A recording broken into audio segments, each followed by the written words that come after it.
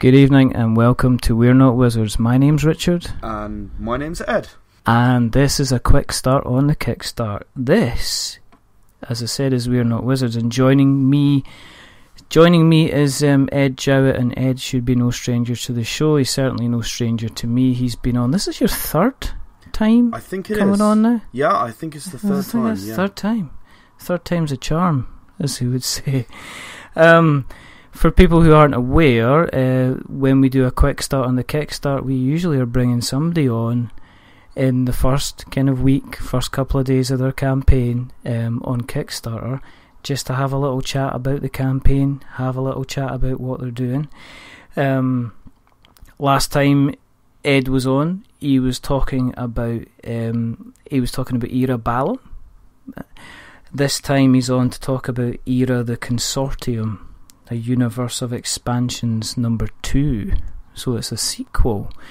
So thank you very much for coming on. Thank you for having me back. I always love talking to you. It's always good fun. It's always a nice little chat. It's always quite, I must first of all say that congratulations on being fully funded already. Thank you very much. I think I'll come on to this a bit more later, but fully funded is really only the first step in this Kickstarter. Yeah. Okay. But it's definitely the first step, and it's definitely a really good step to start off with. So you've been busy. You've fulfilled the previous campaign. Little kind of many campaign books were popping through letterboxes all across the world quite recently. Yeah, post office staff were frowning at me in annoyance.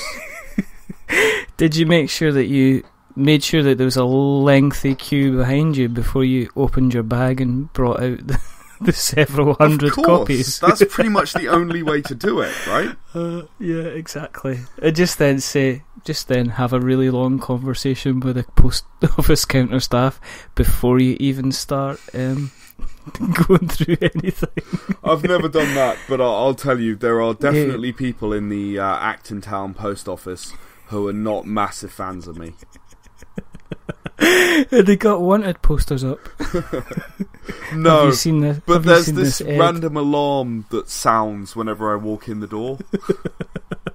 It's just like that. You've got to. Well, did you go in last week to get like a newspaper and a packet of sweets, and folk were just glowering at you? Well, actually, I did go up a couple of days ago, and I just had one, and I walked up to the counter, and it's someone who takes a lot of them in a very good-natured way and deals with a lot of packages.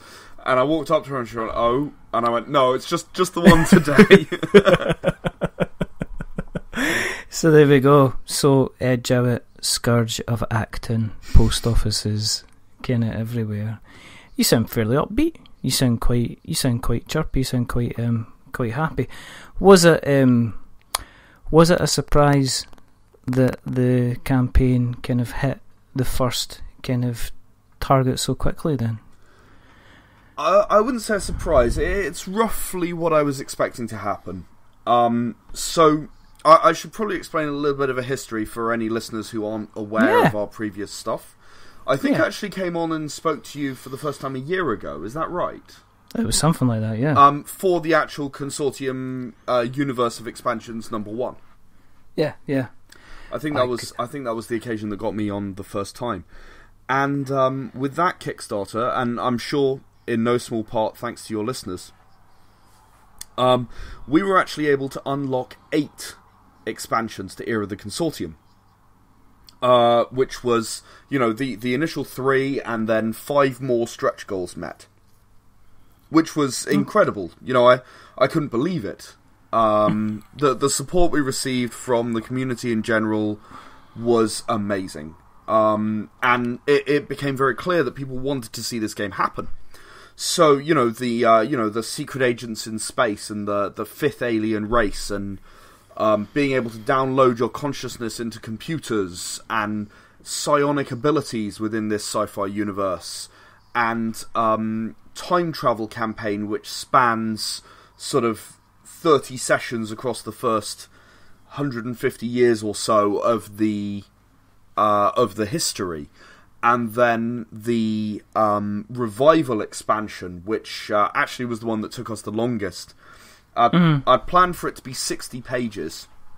Yeah. And I ended up delivering a 150-page book. That's no mean feat. With maps, with stories, with a really in-depth writing of the campaign. Also with the rules that I'd promised about survival horror in that universe. Yeah. Myself and John Lewis, my co-writer and co-conspirator very much on Era The Consortium, we decided that we wanted to do more than just give 5 sessions. We decided to give 5 sessions, each of which broke down into 3 subsessions. Right? Okay. So, I mean, it wasn't quite 15. One of them was like a one-off, and one of them only had 2. So, it came to about 12 sessions that we were doing, instead of 5, in this planned book. And then, we got to illustrating the inside of the spaceship that everyone would be exploring, and it was, we exploded that book to 3 times the size we'd expected. And people sat back and waited for it, It was slightly later than the published finish date of the Kickstarter. Then again, is a stretch goal late if it's later? I suppose that's another question. It is. In my opinion, if a stretch goal is after the time when you said it was going to be delivered, that is, the overall project was going to be delivered, in my opinion, that doesn't necessarily mean that it's late. Given that it wasn't planned when I planned the end date, right? And I think there's a difference between, let's look at it this way, there's a big difference between you having to write an entire new section for a role-playing campaign than there is to say, I'm going to upgrade these meeples from being kind of white to being green instead. So, stretch goals are stretch goals are stretch goals. It depends on what the stretch goals are about and what they actually are will have a significant effect on the kind of campaign and the knock on from them as well. I've seen recently stretch goals that have included kind of inlay trays, and then somebody piped up and says, "Well, is that for putting the cards in?" It's like, "Yep." So what do you do if you want to sleeve your cards? And they were like, right, okay. So they had to go back to the drawing board again and redesign it to make sure that the cards that were fitted included the sleeves. So they had to pretty much go back to the drawing board. So, ouch. As I say, depends what you mean. If you're looking at something, having to write a whole thing, if you're looking to have to manufacture. And in all seriousness, do people really expect to have their Kickstarter bang on time nowadays? Well, I can only speak for myself. Yes. But that is actually the first Kickstarter I've ever delivered late, and that was only the revival expansion that was late. So, I guess from me, the answer's probably yes. I know that in general, a lot of people do deliver Kickstarters late. I'm a project manager in my professional life. I try to apply the kinds of things that I would apply to my job to these projects, and sort of take it seriously and professionally, and provide a sort of professional experience to people. I think that's really important. Yeah. So, have you got spreadsheets? I do have spreadsheets. I have a plan. Do they have macros? They have macros. Since you mention it. Do they automatically fill out bits when you put bits in other bits? Yeah. Do they? Yeah, they do. Do they then, when you fill in the dates and stuff, does that automatically give you a potentially kind of delivery date for the overall project? Yeah, and you can even put in a percentage contingency, if you like. Really? Yeah.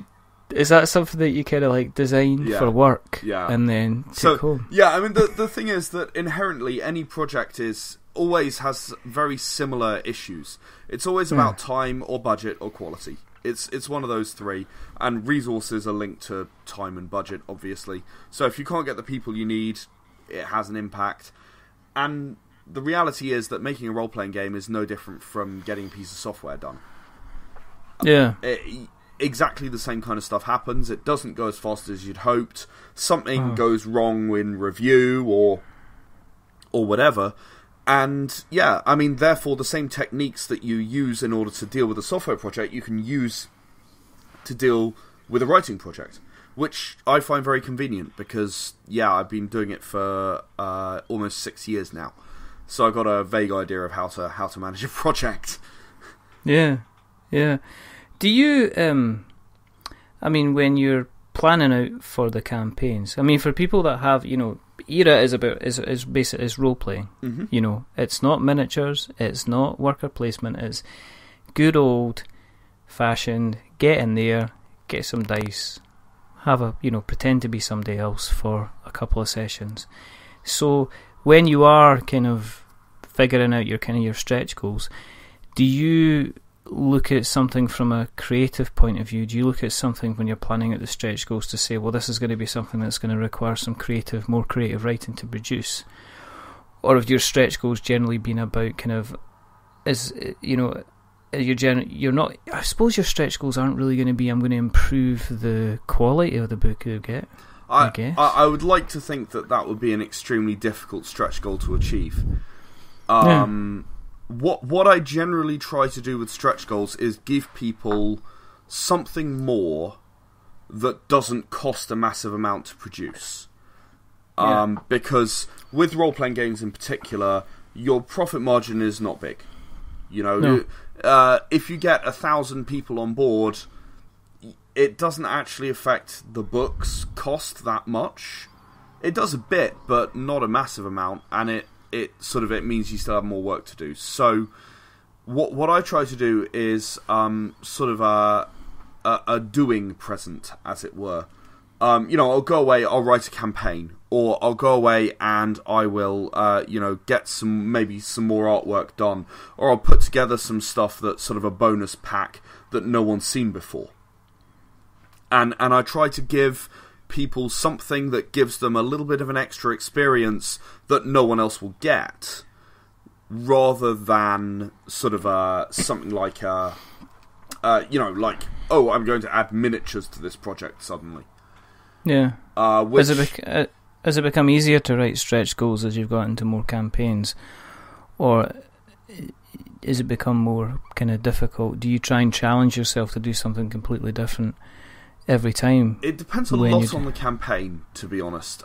So, I mean, the one that we're in now, Era The Consortium, a universe of expansions too, and Era Balam were both very, very different challenges. Era Balam, I went for stretch goals which featured bonus campaigns, which would be written by various people. Now, unfortunately, we didn't actually even unlock any of those.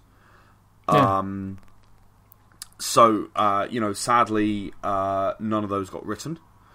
With Era The Consortium, both this one and the last one I spoke to you about on Era The Consortium, the intention has always been to meet some stretch goals. Yeah. I constructed this with 3 expansions guaranteed. Free trader, predictive genetic algorithm, not home base. It's I do know my own expansions, I promise. It's New Worlds. Goodness those sake, 3 will be available, to everyone because it's funded. So anyone who pledges £10 or more gets those in digital.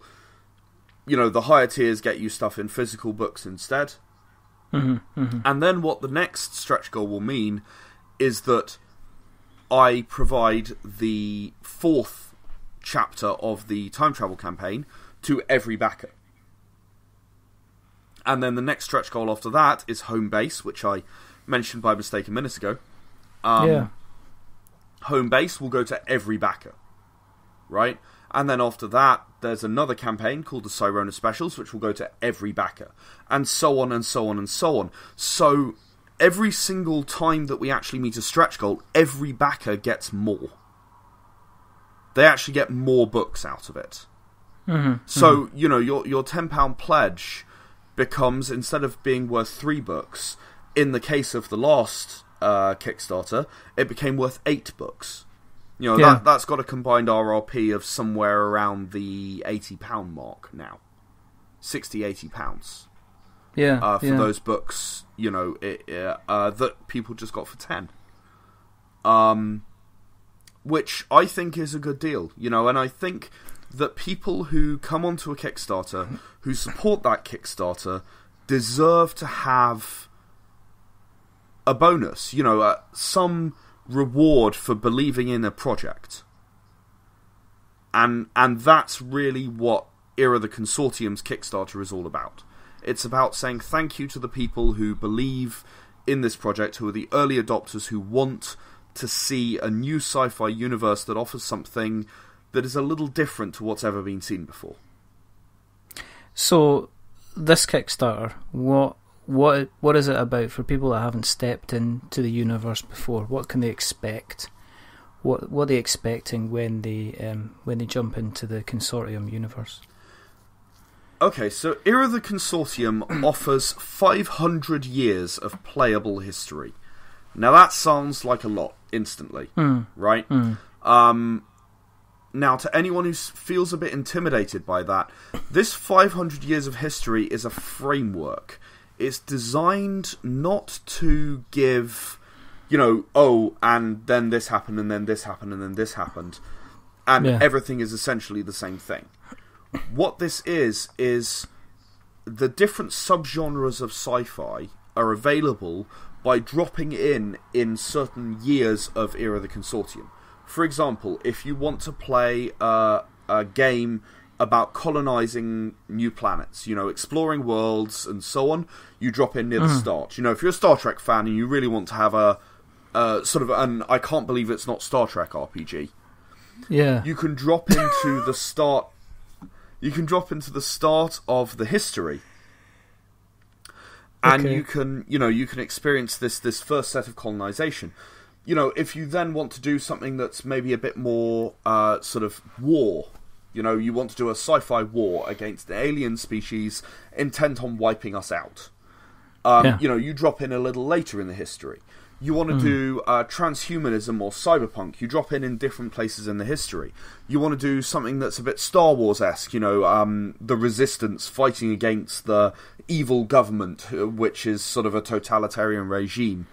You drop in near the end of the history. And all of these things offer the opportunity to do different sort of subgenres, different stories within the sci-fi universe. The thing is that this means, A, that you only need to get one sci-fi game in order to do all of these different things. Yeah. B, you have the opportunity to not only sort of play someone in one location in the history, you can then hop back or forward and play an ancestor or descendant of the same character and find out, how someone with essentially a very similar personality reacts to a totally different situation. Because when you're defending against an alien race that's bent on your destruction, you're quite likely to act in a very different way to when you think you're fighting against a totalitarian regime within your own society. But you can have a very similar sort of mindset, a very similar character, and you can find that these two characters act in very different ways because of the situation they're in, more than who they are. Do you have everything laid out in like a timeline? Yeah. Are you able to know exactly where everything is and who's in charge, who's not in charge, and do you keep things open like the number of different systems that there are, the planets, or do you kind of rein people into that? So what I wanted to do was to give a structure and make sure that everyone understood, what to do if people go off track. Because if you change history, the future can look very different. Mm-hmm. So what I've laid it out as a sort of a framework, right? These events happen at these times, at this point a wormhole is discovered to the next system, right? At this point, another wormhole is discovered that leads to a third star system. Yeah. And so on and so on and so on. So there's, there are sort of a limit to the number of systems you can access at any time. Mm-hmm. There's a limit to the technology that's available at any time. So the older periods don't have quite such advanced technology. War is certainly the mother of invention. That is definitely a theme that comes up. Yeah. But the idea is that you can leap into the right place and then know exactly what's accessible and what isn't, rather than trying to figure out, oh well, I don't really want them to go into that third system yet because at this point in the timeline, this alien race will own it and they'll just get crushed. So rather than that, what I've done is I've said, okay, here's where the event happens, and if you're happening before that, you're not even going to experience this chunk of the universe yet. Okay. So they've got a point of reference and they can go in. In terms of the technology, I mean, is it do you kind of take I think what does it say that Philip Pullman, I think, said that he says something like steal like a butterfly, write like a bee. So he's basically, you take kind of influences from different places and then effectively kind of make it your own. I mean, are you the type of kind of writer that when you're putting together the scenarios, when you're putting together things like the weaponry or the transportation, do you just accept that, listen, this is going to be very, very much like how a Star Destroyer gets around, or you've mentioned Star Trek, so this is how much the ships that we're doing are going to fly very much like the Enterprise. The ships that we're doing are going to be, very, very much like a Battlestar Galactica kind of base ship or something. Or do you strive to do kind of completely different type of technologies, or is it really difficult to do that? I mean, because there's so many kind of sci-fi shows out there, is it difficult to come up with like a different type of technology without somebody saying, oh, you're just doing what they've done on The Expanse, for instance, or you're doing what they've done on Battlestar Galactica? Or do you just accept it and just say, I'm going to write it and just get it down there and let people play with it how they want to? That's a very good question, because you're right, there are so many things out there that do things in different ways or similar ways or whatever. I mean, Star Wars and Babylon 5 effectively have the same thing, right? Star Trek is probably one of the more unique on its own. What do you think? What did you think of Babylon 5, Ed? Just as a quick aside, did you like it, or did you think? I like Babylon 5 very much. I'm very impressed with the level of integrity that the continuity shows. Yeah, you can see that when it was written, he really, really cared. He really, really cared about that continuity and making sure that this story made sense from beginning to end as a cycle. Yeah. Yeah, I think that's one of the things that it was written all by the same guy. Yeah, it was. Yeah. Yeah, so it was like that was one thing that was fine. But I think it's funny because at the time it was kind of I guess they took the mickey out of it for being kind of like the poor man's kind of Star Trek, which was kind of like a bit strange.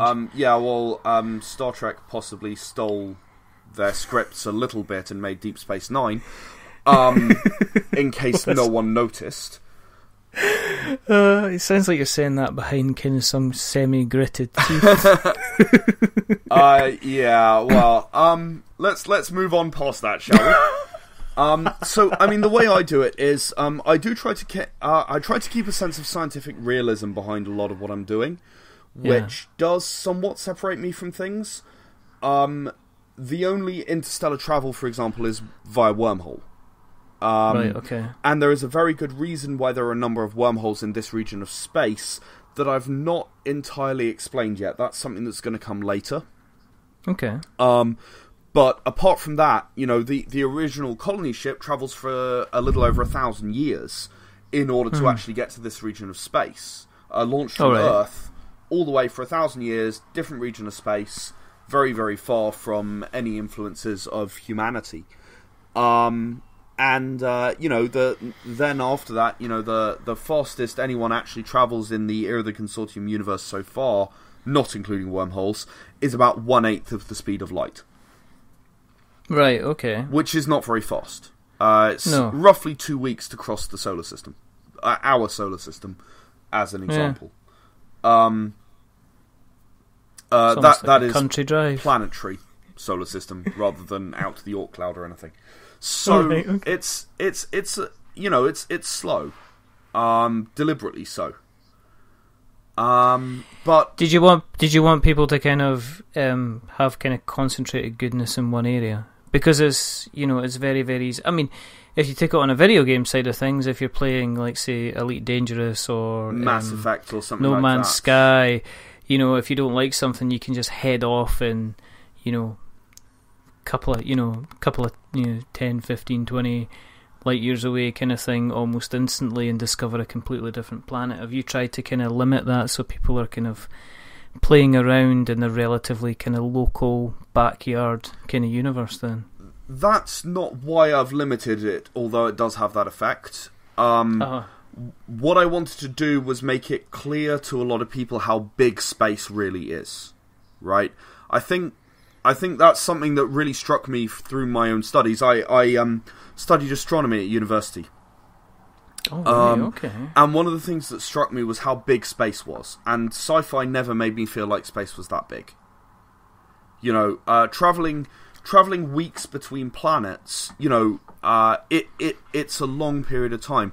Now, I say that, but perhaps Firefly indicated that in some places. Yeah. That how far it is, how far out you can be from things, just going between planets. Okay. Okay. But I found that, that was something that I feel that I wanted to maintain. That it's a long way to go somewhere else. You're talking about a month's journey to go across the consortium, and that's assuming you're pretty lucky. It depends on orbits and so on. Okay. So I mean, to me, that was a factor I wanted in there. I put the restricted speed in there for that reason. Of course, that also let me do a little story point in the book where actually a giant ship, nearly as big as the colony ship that originally travelled, actually flies off to the nearest solar system, and it takes 40 years to get there. It's a generational ship that's deliberately intended to be, because it takes 40 years to get there, they stay there 11 years, and 40 years to get back. That's big space, Ed. And that's the nearest star system. Yeah. It's a long way. So is that what you're trying to bring with the kind of the era stuff then? Is you try to say, well, actually, let's be a bit realistic and let's not be kind of Star Trek-y or Star Wars. There's not going to... Let's face it, I don't think it sounds to me that there's going to be a Kessel Run version in kind of era with a Millennium Falcon kind of shooting about the galaxy from one place to another. Certainly kind of not. Although, there's certainly scope for it sort of inside a solar system. The Kessel Run thing was that he was dumb enough to get too close to a set of black holes known as the Maw. And that's how come a distance is listed rather than a length of time, because he was dumb enough to get close. So he cut in closer than anyone else dared, managed to get through, and therefore he managed it in a shorter distance than anyone else could do it. So, I mean, in the same way, if you decide to skirt the atmosphere of a gas giant and risk getting sucked down it, that could definitely exist. But certainly shooting across the galaxy to another solar system, it's not going to happen quickly, not unless you find a wormhole all on your own. Well, but kind of... you're obviously there's going to be kind of combat taking place. I mean, again, are there lasers? Or you have phasers? Have you got rockets? Have you got kind of anti-grav beams? Do you have tracking beams? Can you pull ships in and things like that as well? There are no tractor beams, at least not explicitly stated yet. Oh, right, okay. There is gravity control, though. So I would say that it's logical they could be invented. However, the really good gravity control has only just appeared with the fifth race.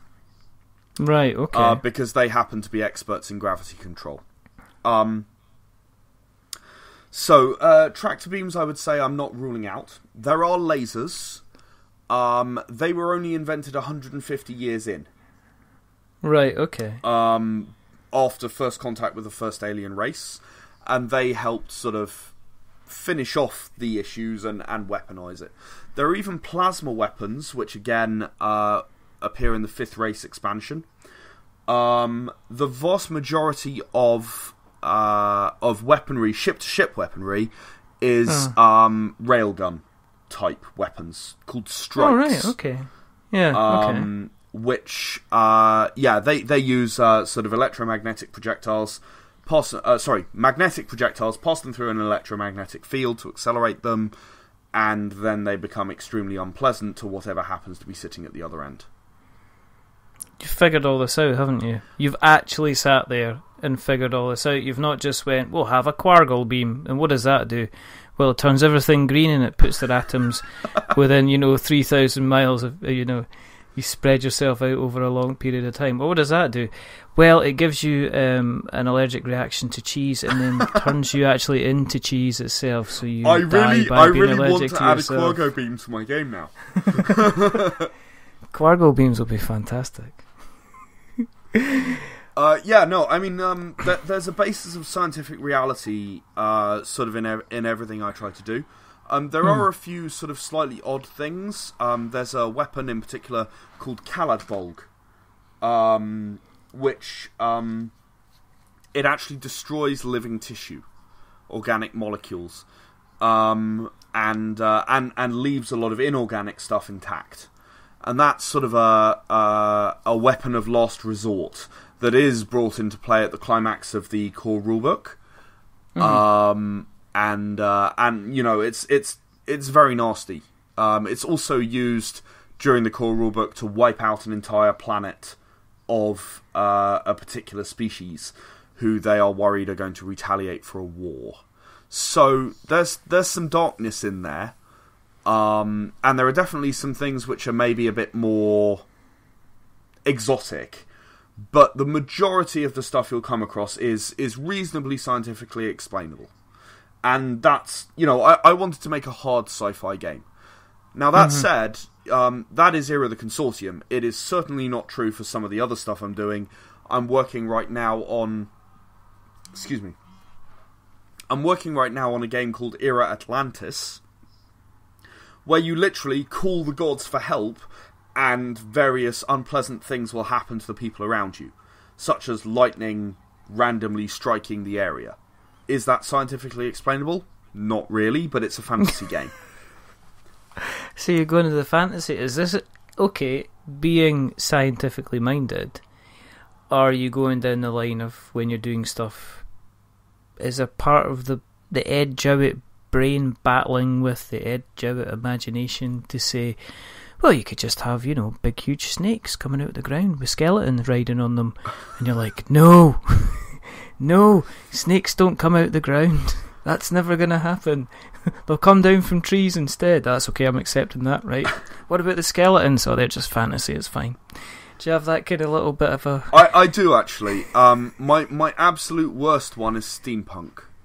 I really struggle with steampunk. It's just me, I have a problem with steampunk. It just feels unrealistic to me in principle, and I really struggle with it. But in terms of fantasy, are you just letting yourself go a bit? Yeah, I mean, I let myself go a bit. Era the Empowered, our superhero game, which is also the core rulebook is sort of being finished off.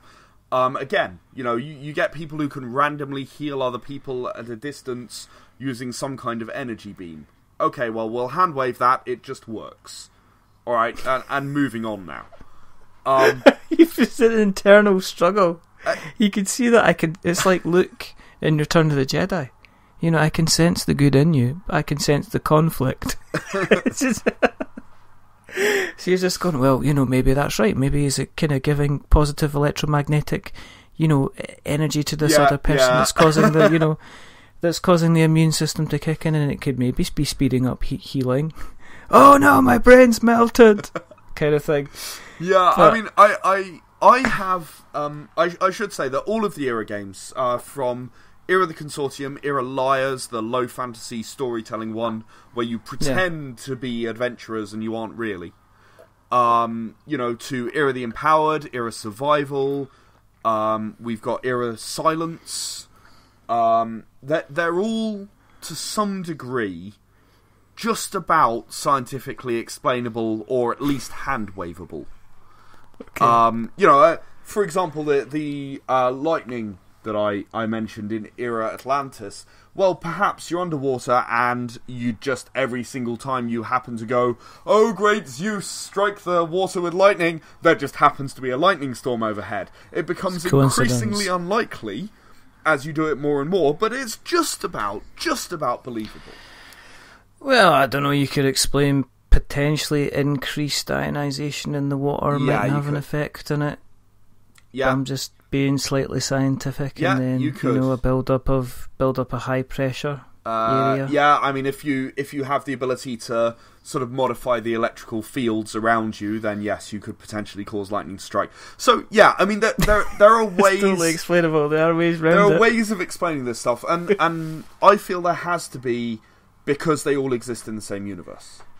Yeah. Now, that doesn't mean that you can't pick up one game on its own and play it for exactly what it is and not care about any meta plot that may or may not exist. Or I should say, any meta plot that exists. My plan, slightly longer term, is actually to link all of these games together and explain how they're all linked and where those links lie. But I'm not quite there yet. I'm probably 2 years out from that, give or take. So you got a plan for the next kind of course you have, haven't you? Yeah. You've got everything planned. Oh yeah. You've got everything. No, I've got this going on now. I'm looking forward to making some more consortium expansions, and I'll give you a few details on those in a moment. Then I've got Era the Empowered, which I mentioned. It was actually the third game I released, but I never released a full rulebook for it. So I'm finishing off the rulebook now. Most of the writing is done. We're just finishing that off, and the artwork is well underway. I've then got Era the Chosen, which is a sort of think Doctor Who horror meets Turok. Oh, okay. And we better explain Turok. Turok, the video game, and I am talking about Turok Dinosaur Hunter and Turok 2, not whatever that was on the Xbox. And to explain to everybody that Turok the Dinosaur Hunter and Turok 2 were two games which were on the N64, which is the Nintendo console that preceded the GameCube, which preceded the Wii. And the Nintendo 64 followed after the Super Nintendo. It was kind of enjoyed for the fact that, for two reasons. The first reason, it was a real kind of first person shooter, because that game became quite popular after GoldenEye was such a success. Yeah.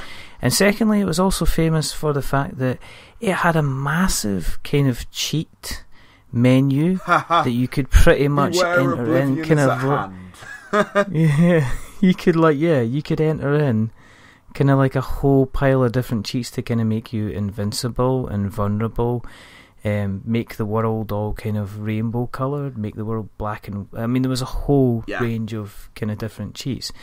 And it also, I think on the other side of it, wasn't the Turok 2 needed an expansion pack for the Nintendo 64? No, that was Turok 3 actually that needed the expansion pack. Turok 2 was good plain, I think, from memory. But yeah, Turok 3, and then after... And the reason I specifically say Turok Dinosaur Hunter, Turok 2 and Turok 3 as the sources, after that they threw away that continuity and continued onwards. And I don't know if that was maybe it was bought off Acclaim or something like that. Yeah. Because I know at the time Acclaim made comics. The company that made the game also made comics about it. And they were following along some of those stories. So, all in all, it was a thing where you basically got pushed into another world. You'd run around with various weapons that you picked up off, mostly the enemies. From flamethrowers and so on, all the way up to the cerebral bore, which would quite literally bore into someone's head. Exactly. It was awesome. Absolutely brilliant. Really, really interesting first-person shooter game. And as you say, it was shortly after GoldenEye, and GoldenEye was very popular at the time. Yeah. Yeah. And it was still the way they did mist on levels, basically. Yeah. The game engine was like so poor at having any kind of draw distance. Yep. There was constantly mist in front of you. Well, and about 50 that, yards. yeah, but I mean that just added to the spookiness of it, because you had such limited visibility, you couldn't see things miles away. Yeah, that's what they said at the time. I remember that. And then folk were like, oh, look, this one on the Xbox has got massive draw distance. We don't want that. We don't like actually seeing what's going on. Now you get like Horizon Zero Dawn, and you're like, oh, is that the mountain range? I can see someone over picking there? their nose 10 miles away, yeah. Exactly. You know, what are they doing in that village? He's just he's putting on his hat.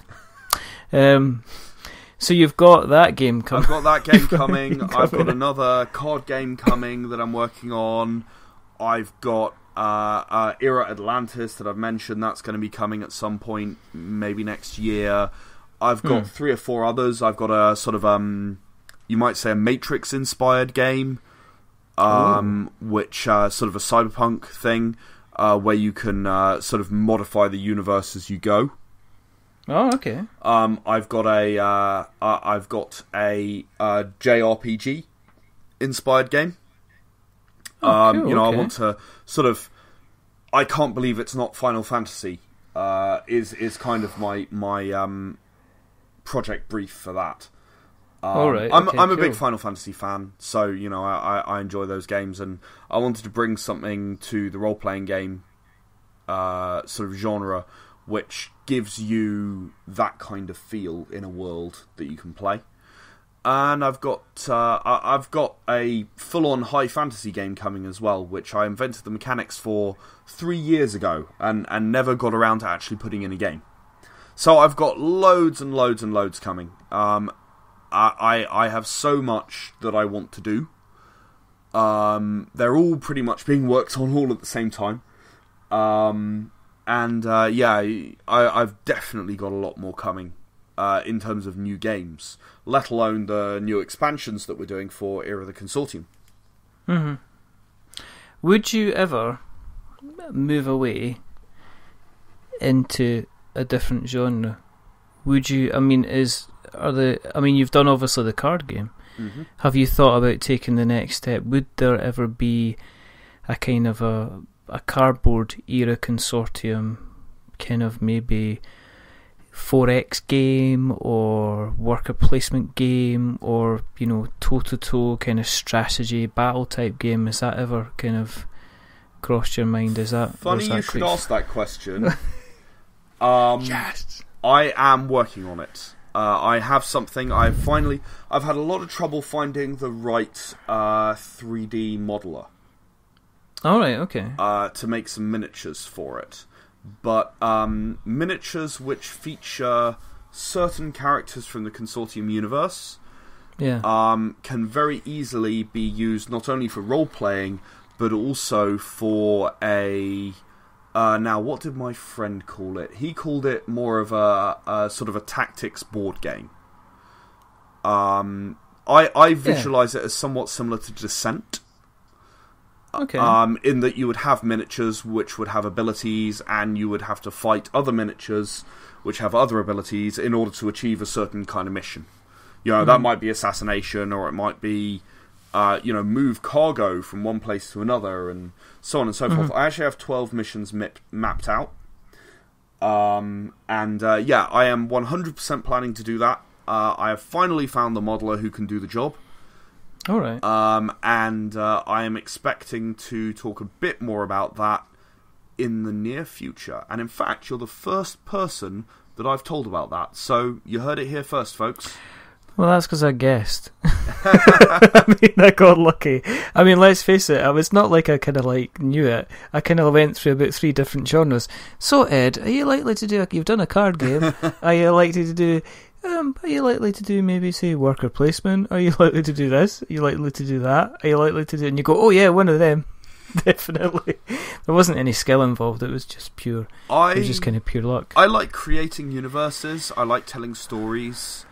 And I don't feel limited by genre. I mean, you may or may not already know, we actually already create comics as well. Mm-hmm. that are based in our universe. I actually have someone who works full time on creating comics. So there's actually going to be a big step up in what we're offering in terms of comics. We're hoping over the next few months. It's a very exciting time. We're sort of trying to let more people know that we exist. That we're telling stories, that we're enabling the telling of stories which are interesting, exciting, valuable, worth listening to. Are you close to kind of getting to the point where you can say, actually, let's think about doing this on a full-time basis, or is that still a while away? Or are you alternatively just saying, look, I like my job, and then I like coming home and I like doing this stuff as well? Are you quite content to keep doing what you're doing? Or is the view to eventually be kind of not doing the day job and doing this on a kind of like a full-time-ish basis instead? I would like to do this on a full-time-ish basis. I think that we are some years off from that yet. The sort of the average for beginning to achieve that is probably looking at 7 to 9 years for most people. And I'm about 4 years in since I launched my first game, so I've got more time to do. There's more work to do. I think we're doing well. I think we're making good progress, but we're not quite there yet. The dream is, yes, I would love to do this full time. I'm not totally insane. Working 100-hour weeks does take its toll over time. I usually work a 40-hour working week, and I come home and I'll work an extra 40 to 60 hours in the evenings and weekends. But then I suppose you're some people would say you're serving your apprenticeship. I mean, look at it this way, okay? Even the guys that I know that have gone on and done huge kind of Kickstarter numbers. I mean, the latest one was I'm going to say this, publicly. Congratulations to Richard Keane, who was on the show 3-4 weeks back, who was doing these Dinogenics campaign. Yeah. It funded to the tune of $144,000. Yeah. So he's just completely blasted everything kind of out the water. But it was the same with Frank West and City of Kings. What they got in common, their game wasn't just something that they thought up 6 weeks ago and decided to put on Kickstarter. They'd both been kind of working on their stuff for 2.5-3 years, at least, before they were kind of out there. And it was just, this is my one kind of game. You seem to be constantly busy, you're constantly active, you're always kind of constantly putting out the content on there, you're building up your kind of own universe, which just hats off, because there are going to be people that are not you, that are sitting in front of a computer, that have just deleted their opening sentence for their role-playing game for the 57th time and are about to call it a night and go and watch the rerun of Bake Off on BBC iPlayer kind of thing, Congratulations to the person that won. I'm not going to spoil it. It was Sophie. Well, let's face I'll it. Be honest, I've never seen Bake Off ever. I don't. You probably don't. Television's probably a kind of a luxury that you can't kind of afford. Really, it's like everybody's going. Oh, you watch Stranger Things too. It's like the only strange things that go on are what I'm typing down on my keyboard. Yeah. Exactly. But no, I mean, for people, if people have kind of listened tonight and they want to jump in, I mean, well, one of the things that we do as part of our company is we actually run a sort of a service, I would say, where we help people get their games from idea to publication. All right. Okay. I've worked with 3 people successfully so far. And I've got about 5 or 6 other people who sort of are en route in various stages. Now, what we do is we help you get onto Kickstarter and run a Kickstarter. And we charge you the first chunk of profit from the Kickstarter. So you get on Kickstarter, Well, first we help you create your game. We get you the artists and so on. You will have to pay for the artwork. If you need any writing done, you'll have to pay for that. Those will be freelancers. They need to be paid to do the work. But beyond that, we then help you get on Kickstarter. And we help you run the Kickstarter in such a way that you can, make the maximum out of your book that you're able to. Mm-hmm. There's a big part of that which is you and your involvement. I've run 3 Kickstarters, one of which had someone really, really involved, and that one brought in $3,500 dollars. Sorry, that's all right. And then what happens is we actually take. We take what you've got, we print the books, we distribute the books, we make sure that all of the Kickstarter backers get what they were promised, and then the next chunk of the profit goes to us based on how much work we've had to do to achieve that. That's pretty cool. Beyond that, there's sort of a profit split. It varies, but it varies based on how much work usually I have had to do. To help get it there, and how much of my actual creative input there's been.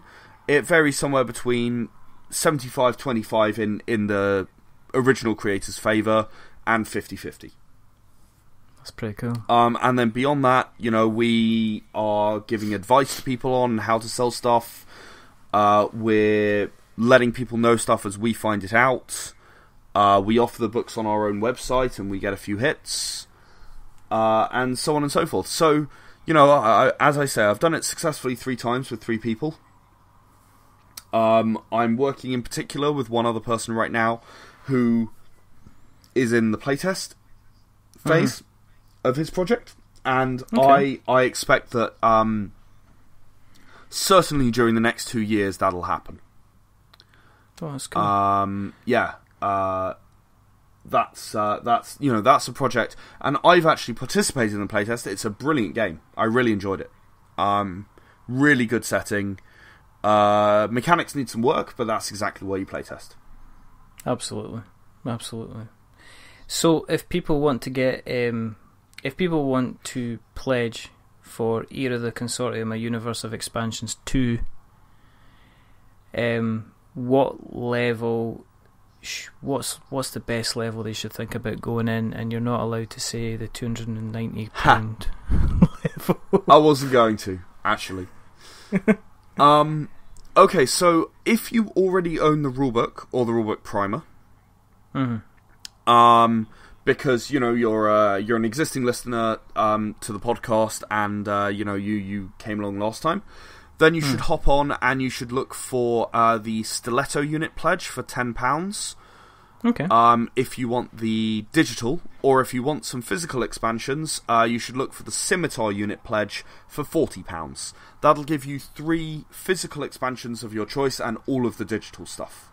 Now, neither of those include the rulebook, so you're not paying for anything twice if you already own the rulebook. Okay.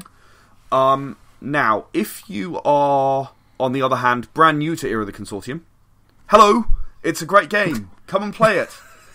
It's a brilliant pitch. That's what I thought.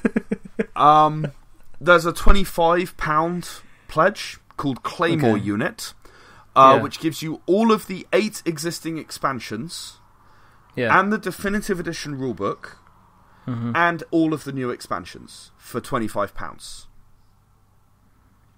The RRP is £50 for that. Okay. So you're getting it roughly 50%. As I said, I really believe in rewarding people for being the people who believe in the project on Kickstarter. Okay. And then if you are like me, you are more of a paperback person, more of a book in your hands person.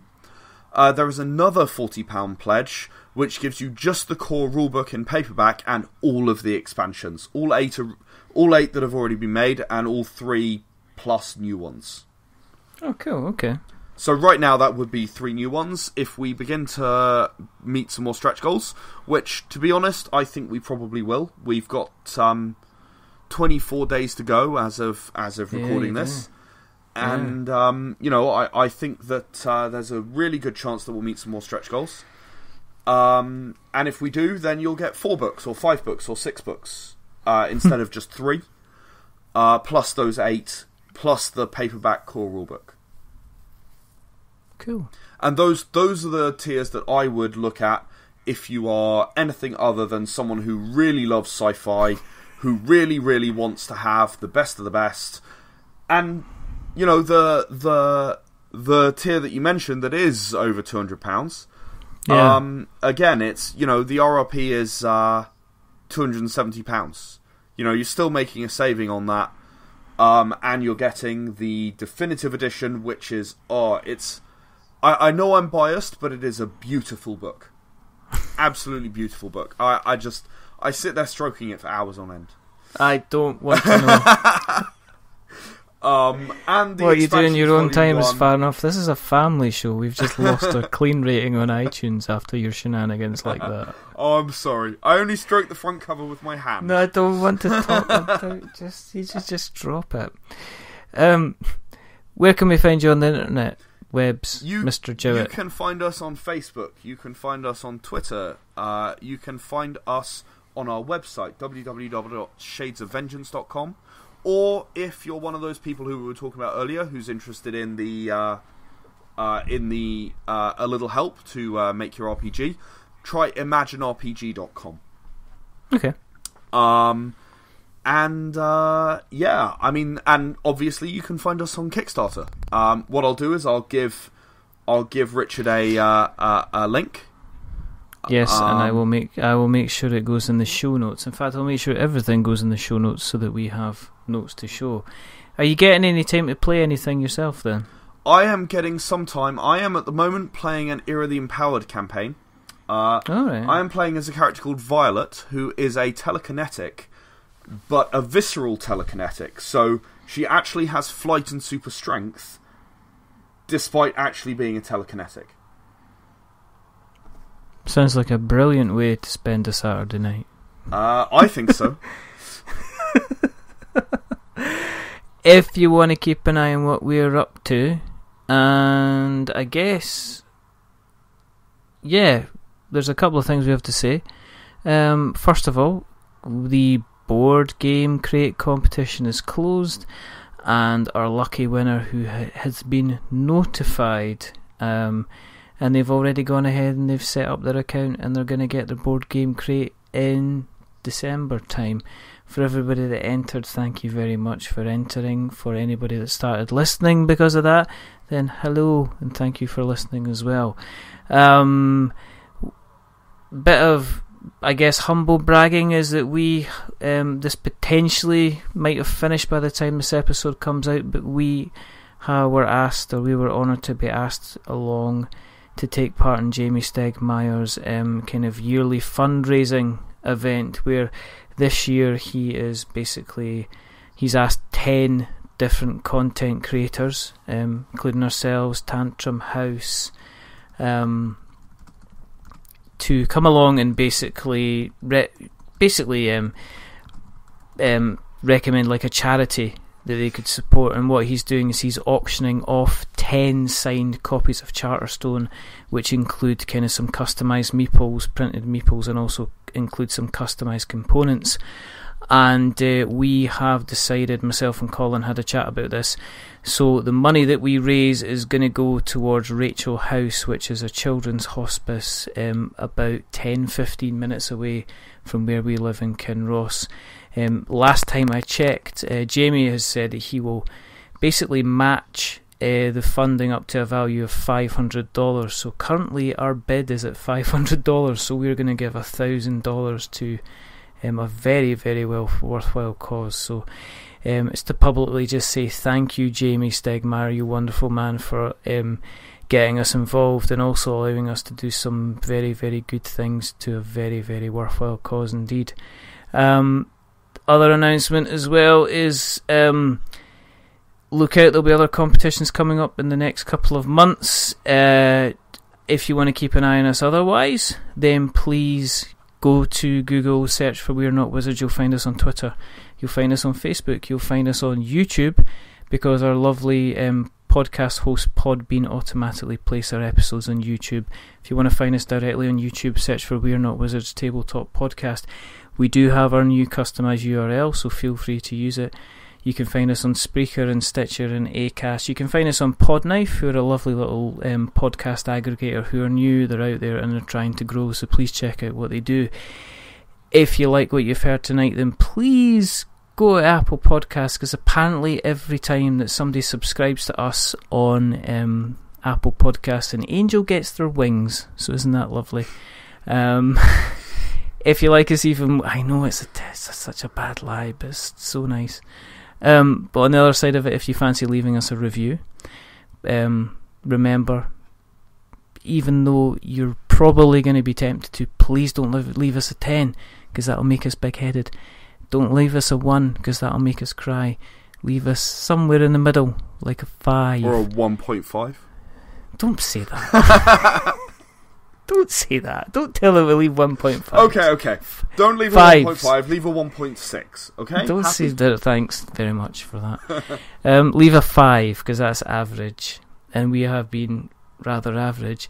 Now, I was going to say the person that hasn't been average tonight is Ed Jowett, but after that comment, average Ed. I see how it is. Thanks for coming on. All right. You can go and stroke your book somewhere. Thanks very much. Thank you very much for having me.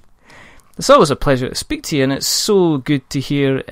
It's always good to hear a little bit more theory behind what you're putting together. You know, it's always good to have a chat with you. And as soon as you do get that bigger board game together, I'm gonna have to obviously get you back on to have a chat about that. Oh, I'll be in touch, don't you worry. I know you will. But no, just thanks again for coming on. It is always a pleasure to have you on the show. There are only 2 more things to do.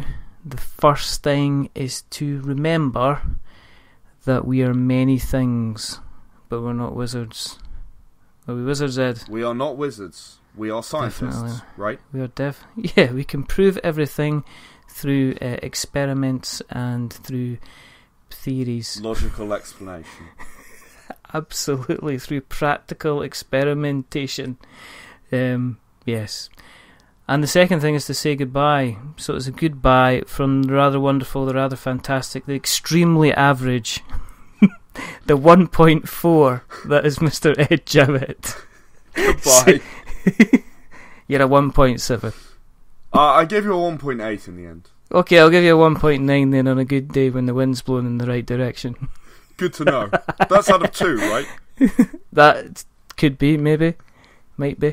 And it's a goodbye from me. Remember, stay safe, roll 10s. Check out what Ed's got on the go, because he's always got something on the go. He should almost be called Ed Something on the Go Jowett.